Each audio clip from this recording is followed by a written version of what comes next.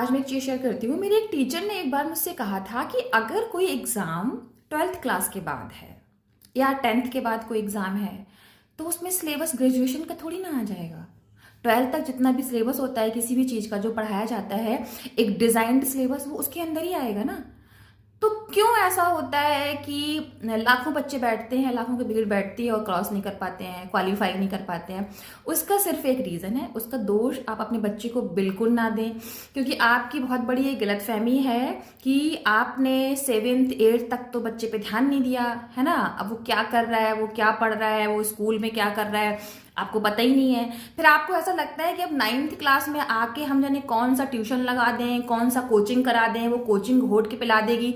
बिल्कुल भी ऐसा नहीं है, क्योंकि मैंने ऐसे बच्चों को सक्सेसफुल होते हुए देखा है किसी भी एग्जाम में, और even sometimes without any coaching, जिन्होंने खुद ने नहीं, उनके माँ बाप इतने सीरियस थे कि वो बच्चे को क्लास फर्स्ट में था तो फर्स्ट का पूरा अच्छे से कराया, सेकंड में आया तो सेकंड के अच्छे से कॉन्सेप्ट कराए, थर्ड में आया तो थर्ड का अच्छे से पढ़ाया।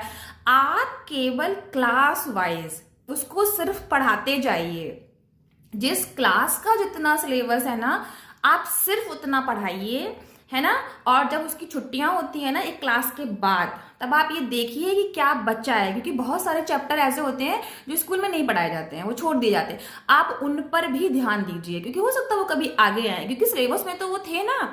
आप एक क्लास का अगर एक साल में पढ़ा देंगे तो वो 10th या 12th के बाद जो भी एग्जाम देगा, आई एम 100% श्योर वो क्वालिफाई कर जाएगा। क्योंकि दिक्कत यहाँ पर है कि हम 9 तक तो अब देखते नहीं है, देन अब कोचिंग एक अलग से, या वो बच्चे क्या कर लेगा यार, वो बच्चे का मिस्टेक ही नहीं है।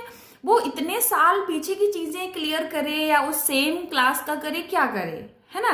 तो सच में अगर जीवन में बच्चे को आगे कुछ एग्जाम निकलवाना है तो थोड़ा सीरियस पेरेंट्स बनिए, और इन एवरी ईयर, क्योंकि वो कई ईयर्स की मेहनत होती है ना, एवरी ईयर अगर वो सिंपली जितना सिलेबस है उतना करता जा रहा है तो आई थिंक उस बच्चे के लिए बहुत ईजी हो जाएंगी चीजें। That's it, thank you.